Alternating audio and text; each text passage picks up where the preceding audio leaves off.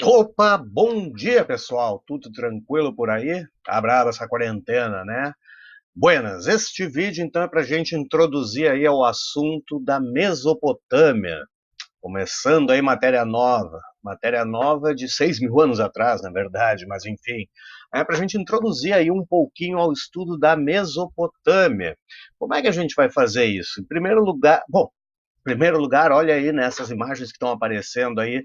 Vamos fazer o seguinte, deixa eu ver se eu consigo sair daqui para tu enxergar. Aqui tá bom. Olha só as imagens que tem aí, cara.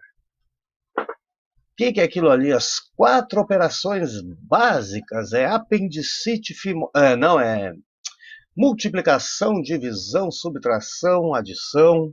Tem ali um livrinho de leis, a balança ali que representa a justiça, uma parede de tijolos, ali embaixo aqueles negócio ali, aqueles paranauê aí de horóscopo e signo e tal, depois ali Mesopotâmia, tá, e aí vai, né, enfim.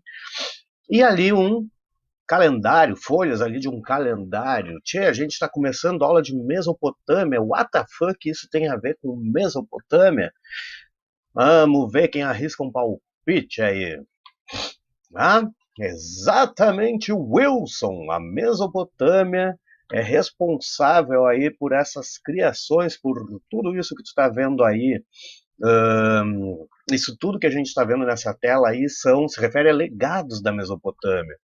As quatro operações básicas da matemática, o primeiro código de leis da história, tijolos de barro cozidos no fogo, estudos ali da influência dos astros na vida das pessoas, né? Enfim, que hoje o pessoal chama aí de astrologia e tal.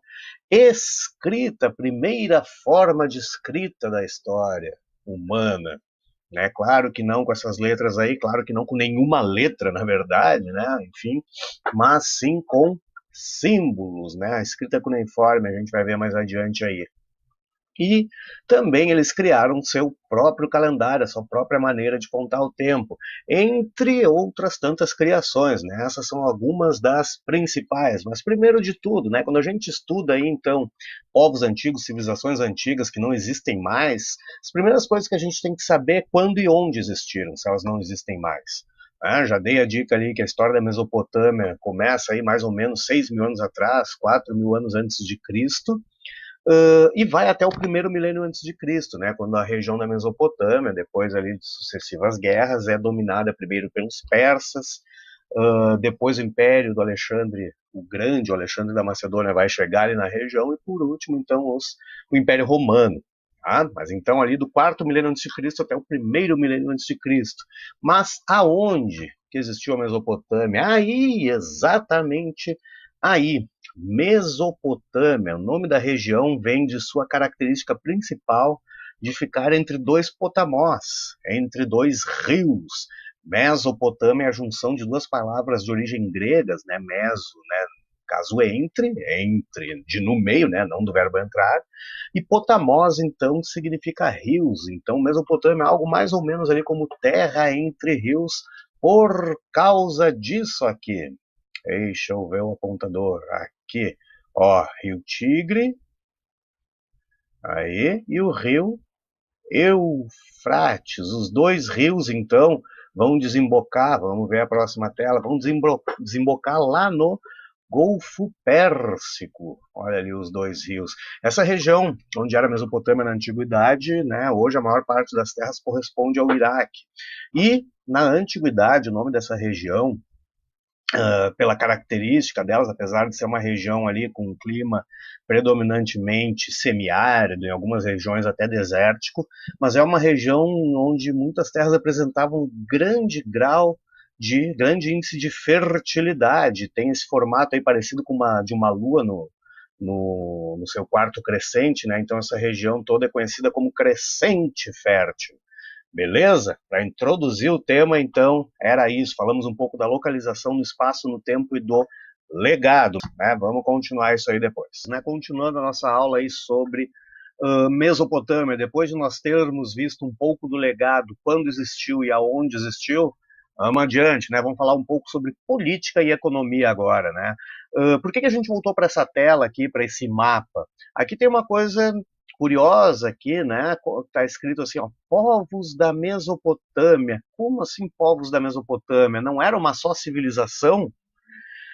Povos diferentes lá? Como assim? Exatamente isso, né? Haviam povos diferentes vivendo na Mesopotâmia. A Mesopotâmia, na verdade, era aqui um amontoado de cidades-estado, cada uma com a sua forma de organização, cada uma aí com o seu governo próprio, suas regras próprias e tal, exército, né, força militar própria, né? Então a organização política da Mesopotâmia não tinha um governo central, um rei de toda a Mesopotâmia, ou um faraó, como no Egito e tal, um presidente, não tinha um governante com poder sobre a Mesopotâmia inteira, ela não possuía um governo centralizado. Cada cidade era como se fosse uma espécie de um mini país, cada cidade tinha o seu próprio governo, tinha o seu próprio rei. Muitas vezes aconteceu na Mesopotâmia, aliás, foi o que mais aconteceu na Mesopotâmia, a ocorrência de guerras entre uma cidade-estado e outra. Um rei querendo dominar cidades-estado vizinhas e tal, montava ali uma força, né, reforçava seu exército e ia atacar e tal, outro rei, em outra época outro. Então, alguns reis, algumas cidades da Mesopotâmia chegaram a dominar várias outras ao mesmo tempo, né, ali a gente normalmente lembra assim da Suméria, da Babilônia, da Síria, de Acade, né? Então, algumas cidades conseguiram se sobrepor a outras durante um certo período de tempo, durante ali 2, 3, 4 gerações, durante um século, 2 séculos, às vezes até. Né? Mas, e isso nos reforça nessa questão de como assim cidade-estado. Né? É só quando a gente imagina cidades completamente independentes e autônomas entre si que a gente pode imaginar essa situação de guerra. Hoje, por exemplo, não teria como a gente imaginar uma guerra, sei lá, entre Porto Alegre contra Canoas, duas cidades de um mesmo estado, de um mesmo país. Isso não tem como acontecer hoje. Na Mesopotâmia acontecia por causa disso, né? Eram unidades autônomas. Mas aí surge a questão, mas vem cá, senhor, se eram autônomas, se cada uma tinha o seu próprio rei, por que são tudo chamadas de um mesmo nome, Mesopotâmia? A gente tem que retomar daí o conceito de civilização. Um monte de pessoas, grandes grupamentos de pessoas vivendo juntas, na mesma época, no mesmo local, com mesmas características, com mesmas crenças, mesmo modo de organização, enfim, mesma língua até, enfim, isso tudo, né, forma uma civilização.